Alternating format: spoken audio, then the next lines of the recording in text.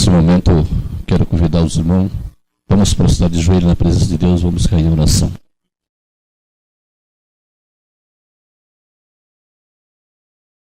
Senhor Deus e Pai, estamos-te muito gratos, Senhor Deus, por mais um dia de vida que o Senhor concedeu a cada um de nós. Somos gratos também, querido Pai, pelo privilégio que o Senhor nos concede, nessa noite da segunda-feira, estar na Tua casa de oração, na Tua santa presença. Obrigado por tudo que o Senhor tem feito na vida de cada um de nós, a cada filho seu. Pai querido, que nessa noite possamos ter a certeza de mais uma vez vir aqui para ouvir a Tua palavra e sair daqui com o nosso coração alegre e feliz, porque vamos ter um encontro contigo. Fique com o mensageiro dessa noite, com o pastor, que ele possa ser ungido por Ti. A mensagem, eu tenho certeza, querido Pai, ela vem do Teu trono de graça a cada um de nós.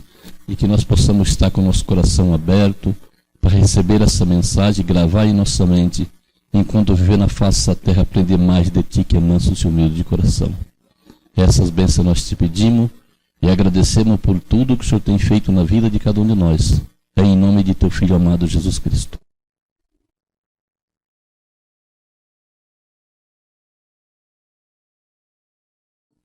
Boa noite, irmãos. Que alegria estar aqui, mais uma noite com uma chuva tão gostosa, irmãos, tão agradável, que assim convida para você ter hoje um descanso assim, bonito, gostoso, maravilhoso, você dormir com essa chuvinha, clima friozinho, né? Que bênção, que cidade assim, com um clima maravilhoso, irmãos, que nós temos aqui em Curitiba. Quando você tem a vontade de assistir, irmãos, de não desistir, senão se queixar do clima aqui de Curitiba, lembre, por exemplo, que tem Assunção, que às vezes, no mês de fevereiro, março, próprio abril agora, às vezes chega a 42, 43 graus de temperatura, assim como que se nada, tranquilo, bem simples. Às vezes, irmãos, já acorda com 29, 30 graus, às 7:30 da manhã, já está com 30 graus. E esse é o calor máximo aqui de Curitiba. Então, que gostoso, que clima bonito, agradável, como é bom estarmos aqui. Bom, irmãos, vocês lembram ontem, eu falei para vocês que eu ia ensinar hoje como que o pessoal no Paraguai fala Maranata em Guarani. Quer aprender ou não? Se quero, é complicado, difícil, mas tá bom. Eu vou tentar explicar para vocês e vocês vão me ajudar então. É assim. Em Guarani você vai falar da seguinte maneira. Jesus, Puaeke, muito bem, Outa, pronto, Jesus, Puaeke, Outa, ok? Bem simples, bem fácil. Agora vocês repetem comigo, Jesus, Puaeke, Outa. Opa, tá saindo bem, já está parecendo que estou no Paraguai. Vocês estão falando direitinho. Mais uma vez. Jesus. Não é Puaete. Puaeke. Puaeke outa. Ok. Então agora vai sair. Maranata. Jesus. Puaeke. Muito bem, gente. Que bonito. Saiu direitinho. Você já está preparado agora para ir para o Paraguai. Certo?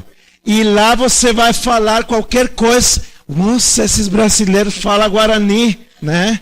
Tem uma outra palavra importante que você deve aprender, que significa Iporã.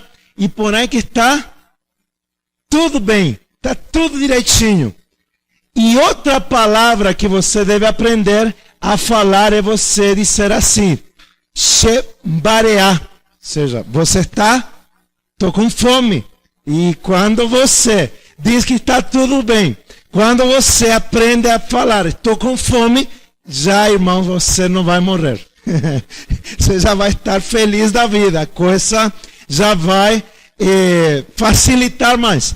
Que quando a gente está num país, irmãos, que não sabe falar o idioma, você tem que aprender somente a falar assim, estou com fome, e o povo já vai te entender. É simples. É a linguagem assim mais fácil de se aprender. Mas, irmãos, essa semana para mim está sendo assim de muita bênção. E, recapitulando novamente os conceitos, Deus não aceita se separar de mim e nem de você. Deus não gosta de pensar que um dia possa nos perder. Deus não quer me perder. Deus não aceita que o pecado me separe dele. A Bíblia diz, irmãos, que nós somos a criatura mais preciosa que Deus tem nesse vasto universo. Nós somos o que, irmãos? A menina dos olhos de Deus. O maior objeto de cuidado, de amor e proteção que Deus possa ter. Somos nós, sua igreja. É um amor profundo, irmãos. Mais vasto que o mar. Mais incrível que o universo. Deus transpôs tudo isso. E Ele se tornou como um de nós. O Deus Criador se fez um de nós. E habitou entre nós. E se fez, então, como um ser humano. E vimos sua graça, a graça de Deus e a glória de Deus como unigênito do Pai. A outra coisa interessante, irmãos. Por que Deus se revelou em Cristo? Porque se Deus viesse hoje com toda a sua glória, com todo o seu poder, com toda a sua magnificência, com toda a sua autoridade, com toda a glória que rodeia o trono de Deus, o que aconteceria, irmãos, se Deus revelasse aqui agora, nesse momento? Todos seríamos mortos. Não haveria quem aqui pudesse resistir o poder da glória de Deus. Porque somos pecadores. Porque carregamos uma tendência de pecado. Porque estamos afastados de Deus. E a santidade de Deus consome o pecado. A única maneira, irmãos, que Deus tinha para não se separar de nós seres humanos, que caímos na desgraça do pecado, era Cristo assumir uma natureza humana. E Deus velar sua glória, tampar sua glória. E Deus se humilhou ao extremo fazendo isso, por amor a mim e a você, porque Ele não quer separar. Deus não aceita, irmãos, me perder. Se talvez você esquecer de tudo que nessa semana for falado, porque por aí, irmão, você vai esquecer de muita coisa, com certeza. Depois de uma semana de oração, os entendidos dizem que fica 3, 4%. De 100 palavras, você vai lembrar de 3, 4 palavras, não mais do que isso. Então não esqueça disso. Não esqueça que Deus não aceita se separar de mim. Deus não aceita me perder. E Ele vai ir até aquilo que não dá mais, até o impossível, para que eu e você tenhamos salvação e vida eterna. Então, irmãos, nós vimos também que Deus queria mostrar que Ele não queria se separar do seu povo. E então, Ele pediu para construir o quê? O santuário, porque eu quero habitar no meio de vós. Deus queria habitar no meio do acampamento.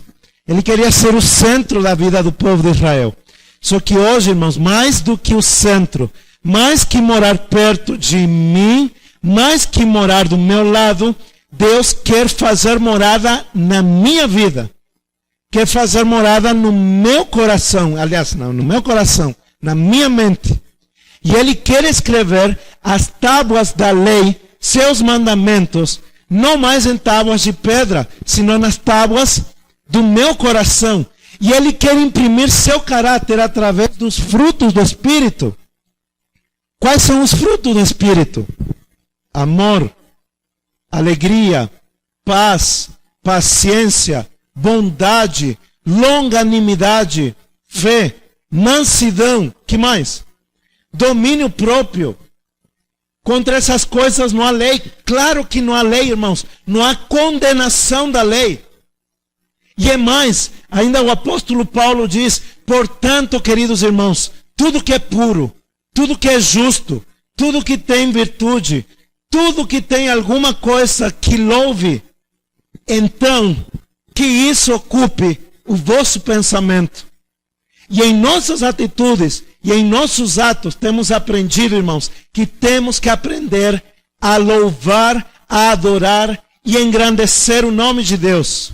Portanto, quer comais, quer bebais, ou façais alguma outra coisa, seja para a honra e glória de Deus. Enquanto respiramos, enquanto vivemos, enquanto caminhamos, enquanto dormimos, enquanto estivermos vivos, devemos louvar a Deus. E nossa vida deve transpor louvor, gratidão, adoração ao nosso Deus. Porque há um momento, irmãos, que não poderemos louvar a Deus. Há um momento que nenhum ser humano pode louvar a Deus. E é o momento do seu descanso. O momento da sua morte. Ali não há adoração. Aí não há amor, aí não há ódio, aí não há inveja, aí não há nada. Tudo é colocado no esquecimento. Porque Deus não é Deus de mortos. Deus é Deus de quem, irmãos? De vivos. E porque Ele vive, nós podemos crer que o amanhã vai ser melhor, porque não porque esse mundo vai melhorar, esse mundo de pecado, senão porque Deus vai restaurar todas as coisas. E um dia Cristo vai voltar. E um dia o pecado será consumido. E um dia Satanás vai ser julgado. E um dia o pecado vai ser extirpado.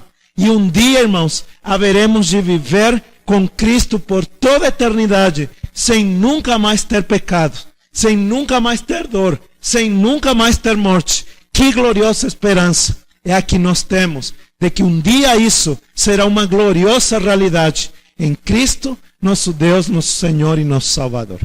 E o tema de hoje, irmãos, o tema de hoje, justamente vamos tratar.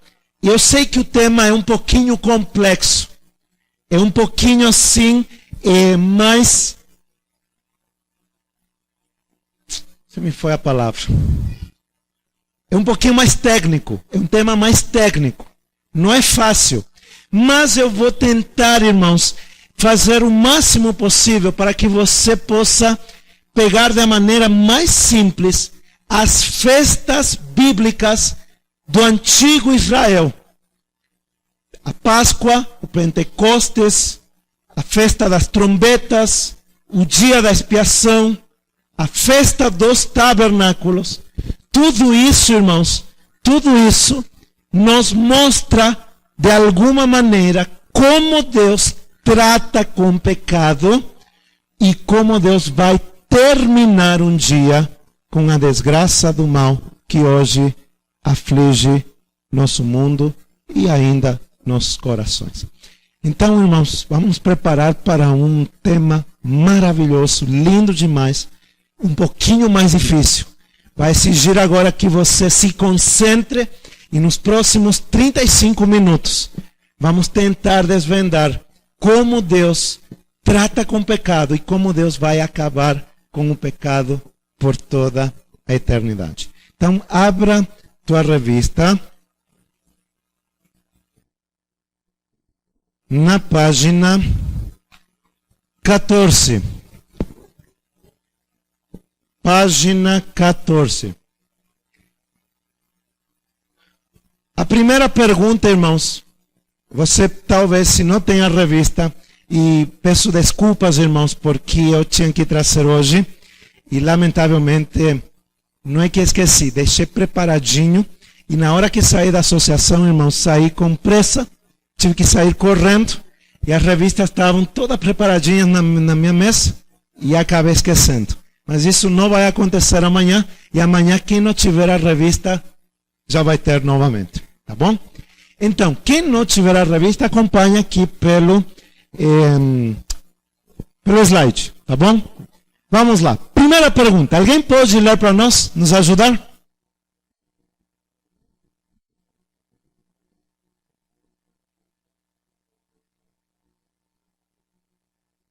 Qual é o significado da Páscoa? Que oferta devia ser providenciado? Vamos então ler nosso material na página 12. Página 12, você vai ter então aqui a resposta. Alguém pode ler? Vamos unificar conceito, irmãos. Vamos ler tudo aí no PowerPoint. Alguém poderia me ajudar? Outra pessoa? Essa bíblica a ser tratada é a Páscoa. A Páscoa, juntamente com a festa dos pães asmos, foi instituída por Deus, logo após a morte dos primogênitos no Egito, para comemorar a libertação do povo de Israel. Ver Êxodo 12. Para participar da Páscoa, cada família deveria providenciar um cordeiro sem defeito, uma oferta para o holocausto. Ver Levítico 23, do 4 ao 8. Ok, muito bem. Vejam que interessante, irmãos. A Páscoa para o povo de Israel tinha dois grandes significados. O primeiro significado, irmãos, para o povo de Israel, é que a Páscoa lembrava o ato que Deus tinha libertado eles da onde?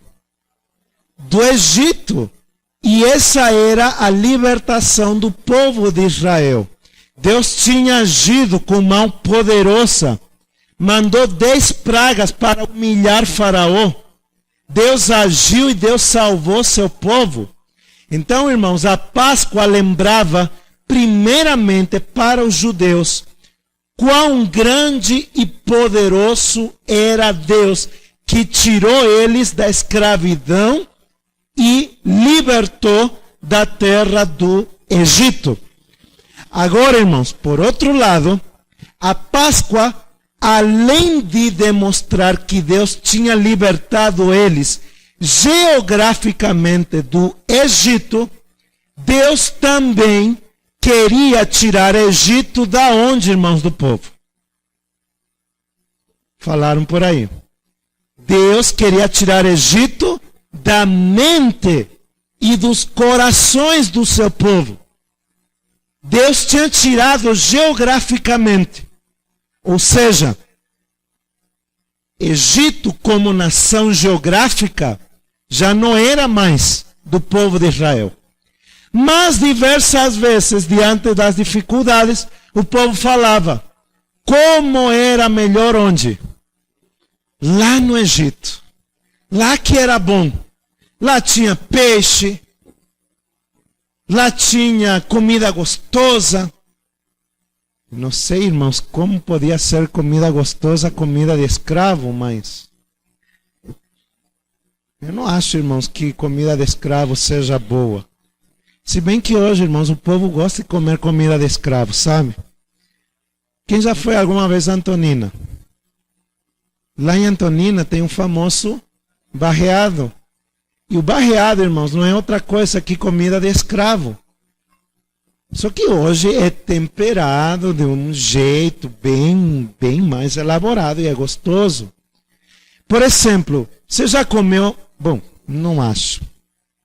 Mas se você não era adventista, talvez você já comeu. Quem já comeu feijoada? Mas feijoadas que não é de adventista. Essa aqui tem patinha de porco, tem orelha de porco, tem, sabe, todas essas coisas. Se você comeu isso antes de ser adventista, você talvez até se deliciou numa iguaria dessas. Mas isso era comida de escravo, irmão. Sabem por quê?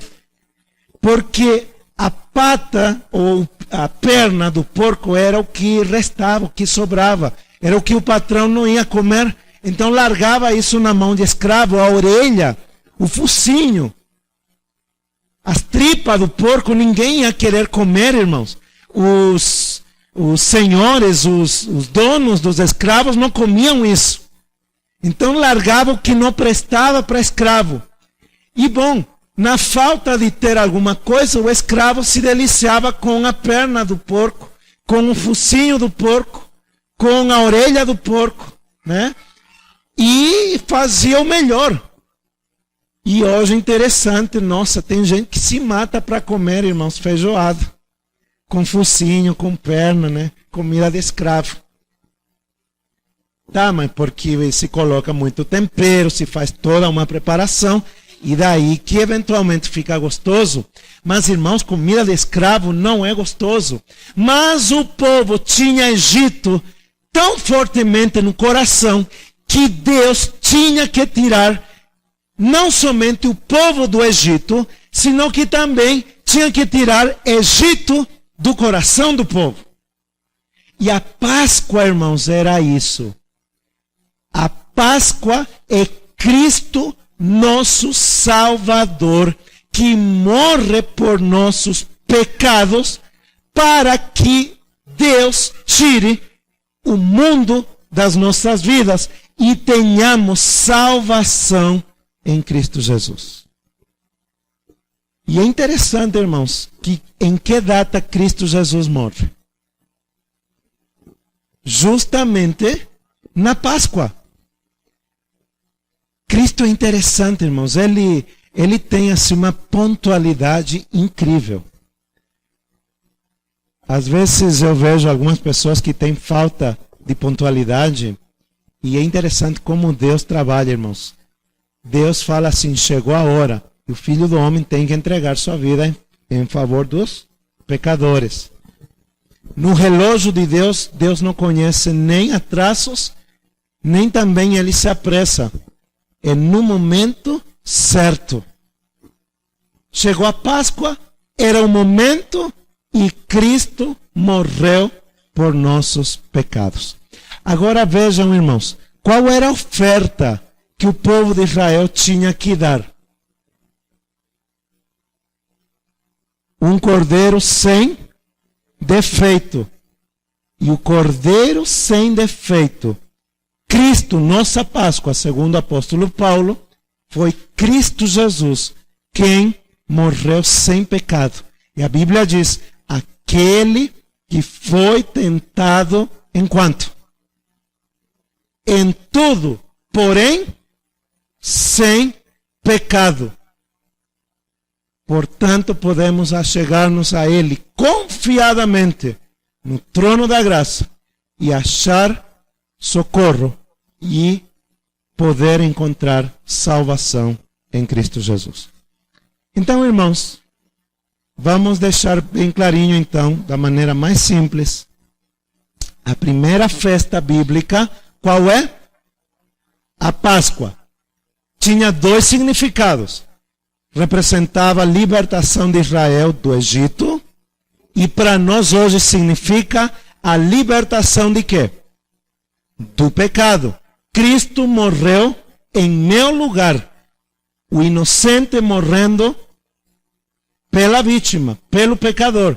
Aliás, o inocente sendo a vítima e o pecador que deveria morrer sendo agora tendo vida pela vida do inocente. Então, irmãos, a Páscoa nos lembra Cristo nosso Salvador. E na Páscoa havia oferta. E essa oferta era um cordeiro sem defeito, que foi Cristo, nosso Senhor e nosso Salvador. Vamos então à segunda festa. Alguém me ajuda então a ler a segunda pergunta? Vamos para a página 14 novamente. Como era chamada a segunda grande festa em Israel e como era celebrada essa festa? Como era chamada a segunda festa? Eu convido para você ler na página 12, novamente. Aí está sublinhado e em branquinho, né? Você vai ver que está em branquinho mesmo. Não é negrito. Agora você vai achar em branco. Alguém pode ler para nós? A segunda festa bíblica, página 12. A segunda estudar. É a festa que mais recebe nomes diferentes e nela se comemora dois motivos diferentes. Vamos ao primeiro motivo. Conhecida como a festa das primícias ou festa das colheitas, não sei se lê esse nome, é a festa das 7 semanas. Por isso que em algumas Bíblias, ela é a chamada festa das semanas. Isto é, 7 semanas após a Páscoa, no 50º dia, todos os frutos da terra deviam ser apresentados a Deus como oferta de gratidão. Como era celebrado no 50º dia, ela também é chamada de Pentecostes. Muito bem. Então, irmãos, o que acontecia? No dia que era feita a Páscoa, no outro dia, iniciava as contagens das 7 semanas. Então, passavam 7 semanas, mas um dia faziam um total de 50 dias. 7 semanas dá 49, mas um dia vai dar 50. Daí o nome Pentecostes. E o que se celebrava no Pentecostes do povo de Israel? Se celebrava duas coisas interessantes, irmãos. O Pentecostes acontecia no período da estação da chuva temporã. Vou tentar explicar isso então, irmãos, da seguinte maneira. No clima de Israel, haviam 2 períodos de muita chuva. Havia o período chamado de chuvas temporã e havia outro período chamado de chuva serôdia. As chuvas temporãs caíam no início do ano, no momento em que se colocava as sementes. E então, quando os semeadores jogavam as sementes, eles esperavam a chuva temporã para que essa chuva pudesse dar vida e fizesse germinar e sair as plantações. Essa chuva era muito importante. Só que havia algumas culturas de plantações que saíam já um pouquinho antes, e essas primícias eram levadas como oferta para Deus no dia de Pentecostes. Então, irmãos, quando havia oferta de primícias, o povo dizia assim: Deus vai ser bom conosco nesse ano. Ele vai nos dar a chuva temporã e Ele mais tarde vai nos dar também que outra chuva? A chuva serôdia. E então vamos ter fartas colheitas. E vamos ser abençoados por Deus.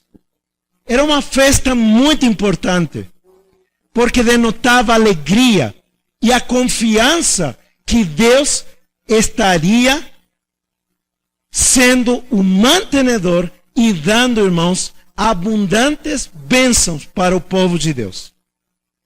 Agora, irmãos, vejam o que acontece no Pentecostes cristão. O que acontece?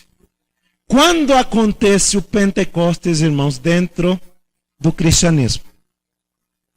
Acontece 50 dias depois da morte de Jesus. Vejam outra vez como a coisa está tão bem ligada, irmãos. Uma festa está ligada à outra.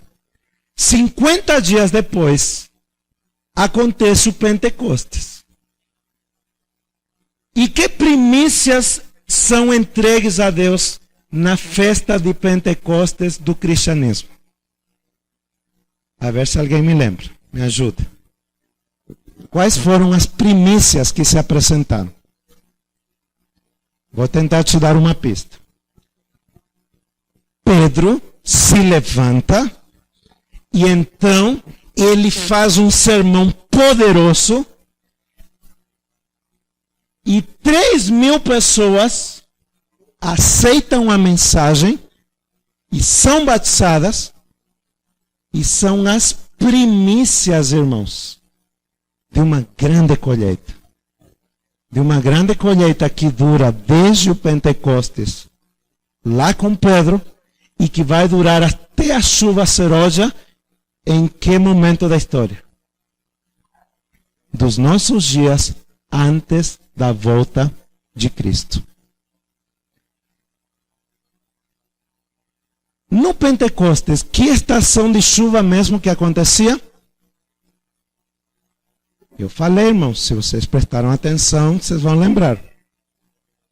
A chuva temporã, e vocês vão perceber que no Pentecostes começa o primeiro grande derramamento do Espírito Santo.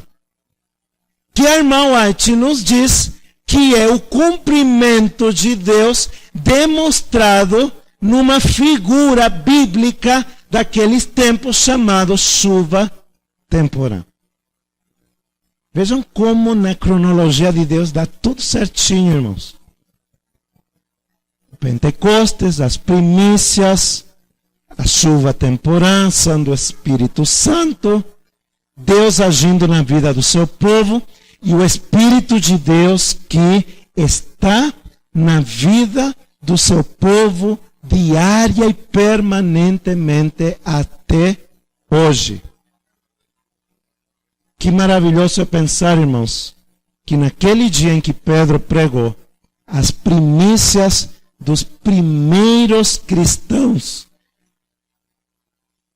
foram entregues a Deus. E Deus aceitou essas primícias. E um dia vai terminar, irmãos, com uma grande e farta colheita.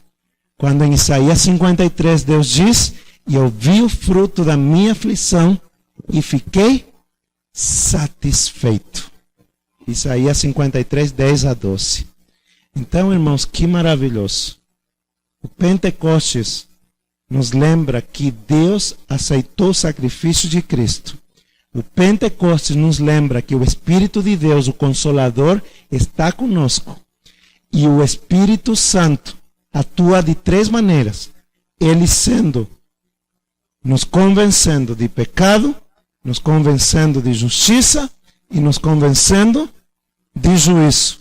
Sendo nosso grande advogado, nosso grande ajudador, nosso grande defensor, aquele que grita com gemidos inexpressíveis para que eu e você possamos aceitar a Cristo como nosso Senhor e nosso Salvador. Ok, então, irmãos, relembrando então, Pentecostes é a festa das primícias. Para nós, quais foram as primícias? 3.000 pessoas que se batizaram. E naquele dia iniciou também a estação da chuva. Não, serôdia não. Temporã, que é a unção do Espírito Santo. Perfeito. Vamos para a terceira festa, irmãos. Vamos avançando. Terceira festa. Alguém pode ler para nós?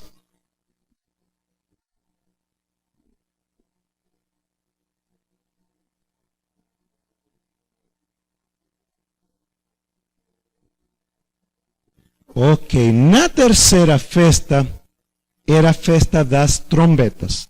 Abra tua revista na página 13.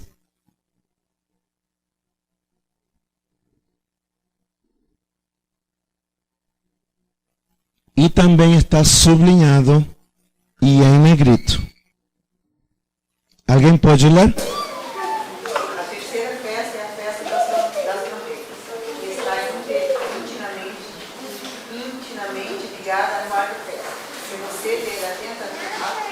Atentamente. Números 29, perceberá que a festa das trombetas deve ser celebrada no primeiro dia do 7º mês. Nessa oportunidade, assim como nas festas anteriores, os judeus deveriam oferecer a Deus um sacrifício de holocausto, poeticamente chamado de chuva suave ao Senhor, e a oferta de cereais. Nessa festa é celebrada a virada do ano, a famosa tocha de Rosh Hashanah. Ok, muito bem. Festa das trombetas. Portanto, irmãos, se era uma festa de trombeta, o que tinha então nesse dia? Tinha trombetas. Se havia uma festa de trombetas, é porque tinha que ter trombetas. E as trombetas, para que servem?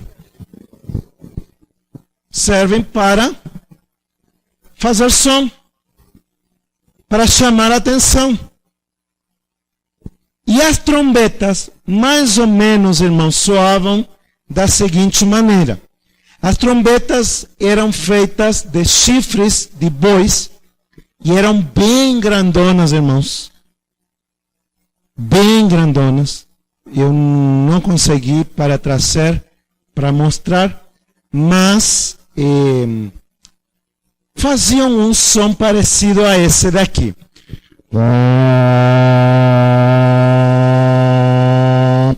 E quando, irmãos, soava as trombetas no primeiro dia do 7º mês, guarde essa data porque você vai entender por quê. Primeiro dia do 7º mês, quando o povo ouvia esse som de trombetas, o povo começava a entender que alguma coisa importante haveria de acontecer. E o que haveria de acontecer, irmãos? No 10º dia do 7º mês, quer dizer, 10 dias depois, acontecia o grande dia de juízo, ou o dia da expiação. Então, quando soavam as trombetas, o povo tinha que se preparar para quê, irmãos? Para o dia do juízo. O povo tinha que colocar em dia sua vida. Tinham que pagar suas dívidas, confessar os pecados. O povo tinha que se preparar para o dia do juízo. Porque se alguém estivesse com pecados acariciados no dia do juízo, ele seria cortado do povo. Ou até poderia chegar a ser morto. Então, quando o povo ouvia as trombetas, esse barulho, então, irmãos, o povo falava: está chegando o dia do juízo. Temos que nos preparar para entrar nesse grande dia. O dia da expiação está chegando. E é interessante, irmãos, que as trombetas começam a se tocar em que ano profético da nossa história?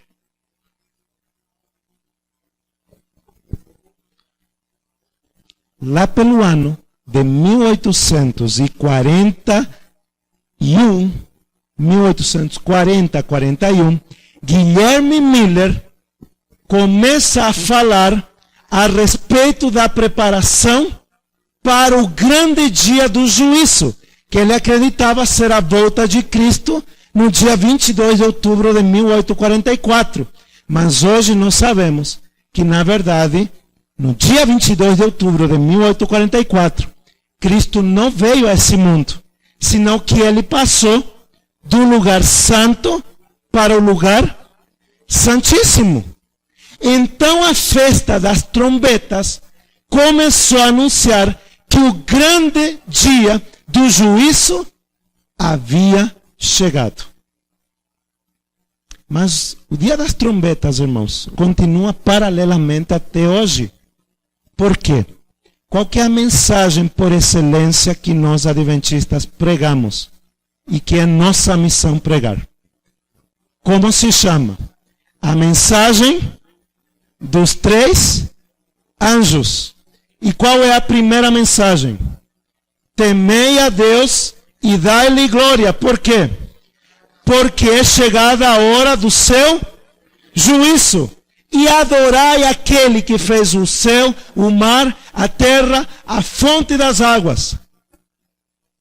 Temos que adorar o Criador. E essa adoração se dá quando nós guardamos o santo sábado de Deus, que está no 4º mandamento, que contém o selo de Deus e a demonstração de um Deus criador, de um Deus salvador e de um Deus redentor. O sábado fala de tudo isso. E quando nós anunciamos ao mundo que devemos nos preparar para esse dia, para o dia do juízo, nós estamos, irmãos, cumprindo a festa das trombetas, anunciando e preparando um povo para que esteja de pé e atento no grande dia de juízo, no dia da expiação. Então veja até aqui, irmãos, como as festas bíblicas nos vão mostrando o processo da salvação e do evangelho. A Páscoa é a morte de Cristo na cruz, nos libertando do mal e do pecado. O Pentecostes inaugura a vinda do Espírito Santo de Deus na chuva temporã e marca o início da grande atuação de Deus com a colheita ou as primícias de 3.000 conversos que se deram nesse dia. Logo temos a festa das trombetas, que já vem mais para nossos dias e que marca claramente que devemos nos preparar para o grande dia do juízo. 4ª festa. Abra a tua revista na página 13.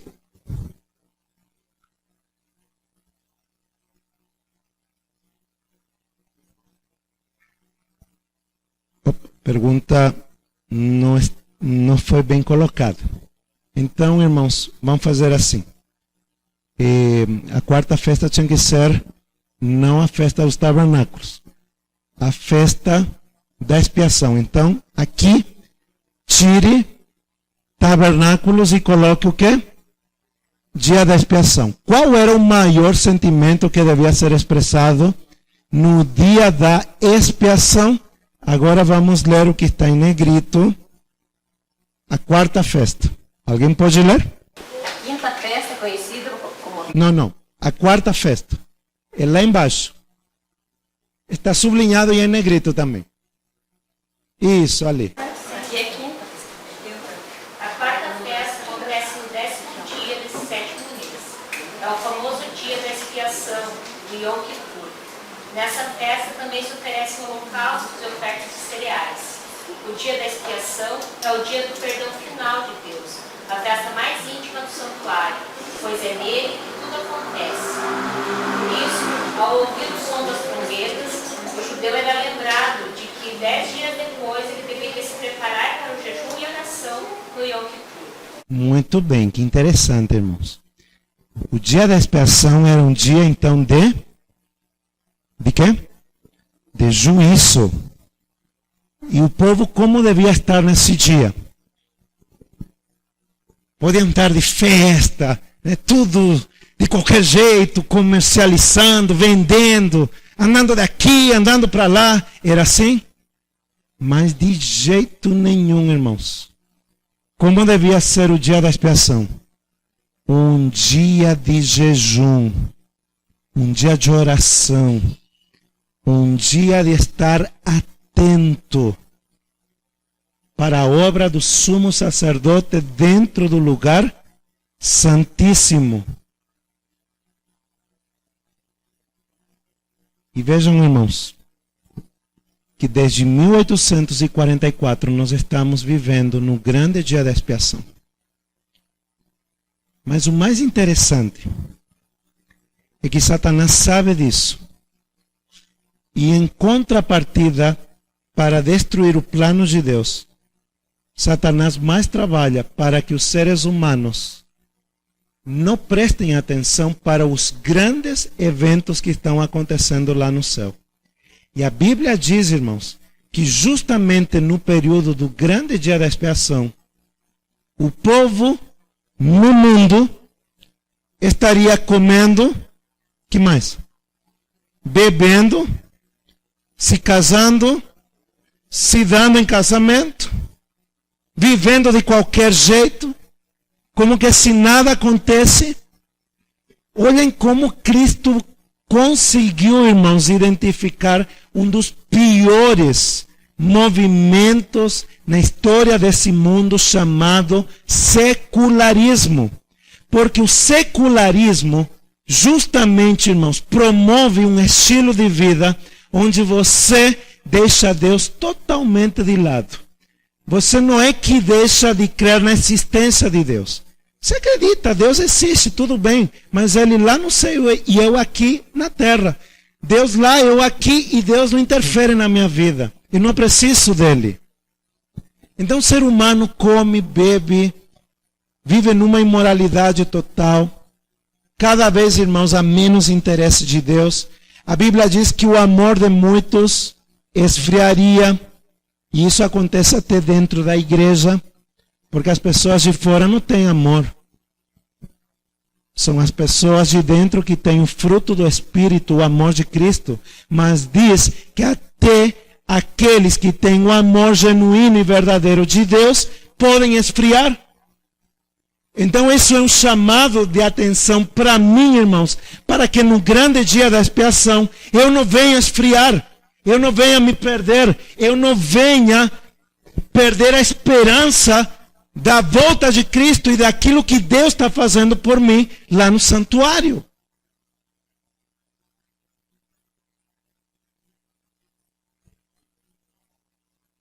É claro o conceito, irmãos. Devemos nos preparar. Assim como uma noiva se prepara para o dia do casamento e coloca um vestido bonito e arruma o cabelo e se maquia de um jeito bonito e se prepara para a noite em que acontece o casamento, ou à tarde. Hoje em dia já é no almoço, é à tarde, à noite. Já não é um horário fixo, como anteriormente era sempre à noite. Mas, irmãos, assim como uma noiva se prepara para o dia do casamento, assim nós devemos nos preparar nesses dias que estamos vivendo o grande dia da expiação. Porque um dia o noivo vai sair, assim como está retratado na parábola em Mateus 25, o noivo vai sair, vai buscar a noiva e o noivo vai levar a noiva para a sua casa. Esse era o costume nos tempos de Israel. O noivo ia na casa da noiva, pegava a noiva e ele levava na sua casa. Sinal de que ele poderia ser o mantenedor da sua esposa. Que figura linda, irmãos. Quando um dia o noivo, que é Cristo, vai vir a essa terra e buscar sua noiva, que é a igreja, que somos nós, que devemos estar preparados para esse dia. E então Cristo vai nos levar para a sua casa, na Nova Jerusalém. E lá veremos de viver 1000 anos com o Senhor, para logo retornar a esse lugar onde Deus, a essa terra onde Deus vai restaurar e fazer nova todas as coisas. Mas devemos nos preparar, irmãos. Talvez o maior ponto nessa noite que eu quero colocar, irmãos, como adventistas do 7º dia, devemos estar preparados para o grande dia. Devemos estar preparados. Eu lembro de uma música, irmãos, eu não sei se aqui tem, mas eu lembro em espanhol, e vou tentar traduzir. Ela falava assim, que um dia grande está chegando. Um grande dia está chegando. É o dia em que Deus vai fazer separação entre justos e maus. Mas nesse dia, a música falava, e você está preparado? Mais ou menos ela cantava assim: Dia grande viene, um dia grande viene e cerca está. quando Cristo... esqueci, irmão, se me travou toda a língua agora. Mas fala assim, quando Ele vai fazer separação entre justos e injustos. Esse dia está chegando, irmãos. E eu e você devemos estar preparados. Quinta pergunta, irmãos. Ou quinta leitura. Irmã, a senhora lá no fundo leu. Agora eu gostaria que possa ler então a quinta festa. A quinta festa é conhecida como a festa dos tabernáculos, Sukkot em hebraico. Para os teólogos, essa festa tem um peso de importância muito grande, pois ela aponta para o reinado milenar de Jesus. Segundo as orientações bíblicas, durante uma semana, os judeus deveriam morar em tendas, assim como seus antepassados moraram no deserto. E durante todos os dias deveriam oferecer sacrifícios agradáveis a Deus. Para cada um dos dias da semana, sacrifícios específicos deveriam ser apresentados. E no oitavo dia não deveria haver trabalho, mas um sacrifício deveria acontecer nesse dia. Pelo que podemos notar em Deuteronômio 16, 13 e 17, o sentimento dessa festa era alegria. De alguma forma podemos ver que era resultado de um ano de remissão de pecados, pois as contas estavam pagas pela graça de Cristo e o povo estava em paz com Deus. Ver Romanos 5. Ok. Que festa maravilhosa era dos tabernáculos, irmãos. E eu te pergunto, veja um processo da salvação. Primeiro vem a morte de Cristo na cruz, que é a... Vou tentar outra vez. Primeiro vem a morte de Cristo, que é a Páscoa. Depois vem a segunda festa, que é o Pentecostes, que é a vinda do... Tá mais ou menos, mas pode melhorar. A segunda festa, a festa do... Acho que eu não fui bom professor, viu, gente? Fala Pentecostes, viu, com mais força. Tá? A segunda festa é a festa de... agora sim, muito bem. Que retrata a vinda do Espírito Santo. Na estação de chuva chamada temporã, muito bem. E onde as primícias, que são os 3.000 conversos. Vocês sabem, gente, são tímidos só. Então tá bom. Terceira festa, lembra? Era a festa que é a pregação do Evangelho para que o povo se prepare para o grande dia do juízo. Depois nós temos a quarta festa, que era o dia da expiação, dia de juízo, e o povo tinha que estar em jejum, se preparando para esse dia. Era o dia de purificação, o dia que Deus eliminaria o pecado. E depois, irmãos, que Deus purifica o santuário do pecado. Que evento que tem que acontecer, irmãos?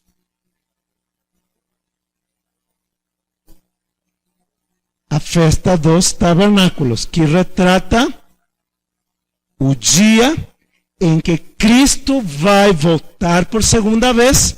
O noivo vai vir para pegar a noiva e levar para sua casa. Que casa do noivo? Onde é essa casa do noivo? Lá no céu.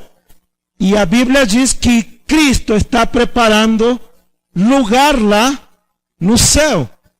É isso ou não é isso? E onde diz isso? Que Jesus está preparando lugar para nós. São João 14, 1 a 3. O que diz aí? Al ver, se alguém pode lembrar. Credes em Deus, credes também em mim. Porque na casa do meu pai há muitas moradas. Eu vou teria dito, vou, pois, preparar lugar e voltarei.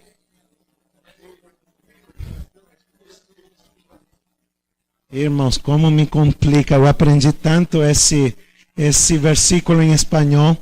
que diz assim: não se turbe vuestro corazón, creed en Dios, creed también en mí. En la casa de mi Padre hay muchas moradas. Si no fuera así, ya les hubiera dicho. Voy pues a preparar lugar y volveré y vos buscaré y los llevaré conmigo, para que donde yo estoy, vosotros también estéis. ¡Qué promesa maravillosa, hermanos! Que um dia vamos deixar de viver nesse mundo. Um dia vamos deixar de viver. Eu entendia que o pecado um dia não estaria mais nesse universo. E conforme diz Naum capítulo 1, versículo 2, que raiz e ramos. Um dia o pastor Eliseu Ramos ficou bravo comigo, né? Porque eu disse que raiz e ramos seriam acabados, né? Aí ele ficou bravo, mas por que o ramo, né? Vou ser acabado. Então, se tem aqui alguém que é ramos, né? Não fique bravo comigo. Mas raiz e tudo que é a planta do pecado, irmãos, vai acabar para sempre. Satanás será destruído. E a Bíblia diz que a aflição não se levantará por segunda vez. Irmãos, eu espero esse dia. Eu espero que esse dia chegue logo. Porque a verdade, irmãos, que não dá mais para viver aqui. Mas eu queria terminar com uma questão, irmãos. Sabem? Quando você mora em Curitiba, Curitiba é uma cidade tão boa, irmãos, que é considerada no mundo como uma cidade modelo. Quem mora em Curitiba, irmãos, eu posso te afirmar claramente que eu conheço algumas cidades boas. Conheço Buenos Aires, conheço Montevideo, conheço algumas cidades nos Estados Unidos, cidades como Dallas, cidades como Houston, cidades lindas, irmãos. Eu te falo que Curitiba não tem nada que invejar essas grandes cidades que acabei de te falar. Quando você mora em Curitiba, aqui é tão bom, irmãos. Clima bom, comida boa, infraestrutura boa, muita coisa boa. Dá aparência que você não quer que Jesus volte. Porque está bom. A coisa está boa ainda aqui. Agora, quando você mora numa cidade como Assunção, quando você mora numa cidade como Cidade Leste, onde você vê mais de perto, irmãos, coisas que acontecem, você quer que Jesus volte logo. Mas o que eu quero dizer nessa noite, irmãos? Que se bem Curitiba é um lugar bonito, é uma cidade boa, é uma cidade confortável, Curitiba não é nosso lugar, irmãos. Amém? Curitiba não é o céu. Em Curitiba ainda há pecado. Em Curitiba ainda há morte. Em Curitiba ainda há dor. Em Curitiba ainda a gente vive as consequências do pecado. Mas, irmãos, Deus está preparando coisa melhor. Por isso que nessa noite, irmãos, meu apelo para você é que você não se apegue. Não se apegue a essa cidade. Não se apegue a esse mundo. Não cometa a loucura de amar tanto esse mundo ou tanto essa cidade mais do que a Deus. Não cometa a loucura que a mulher de Ló fez em amar tanto Sodoma e Gomorra, que no dia do juízo, ela literalmente, irmãos, a irmã White diz que quando ela viu o fogo do céu caindo, ela diz assim: é melhor eu morrer lá que viver com a graça de Deus. Por tanto que amava Sodoma e Gomorra. Não ame demais essa cidade. Coloque tua esperança na cidade cujos fundamentos foram colocados por Deus e que Deus é o Criador dessa cidade, a Nova Jerusalém. Coloquemos nossa esperança em Cristo, irmãos. Coloquemos os tesouros do nosso coração lá no céu, onde a traça e a ferrugem não podem fazer nada. Coloquemos nossa vida em Cristo e tenhamos, irmãos, nosso coração firmemente em Cristo, nosso Senhor e nosso Salvador.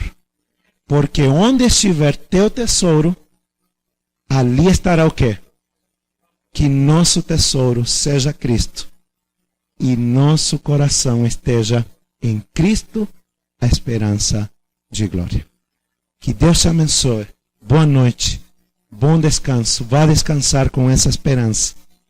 E que o Senhor tome nossas vidas e os nossos corações nessa noite. Amém.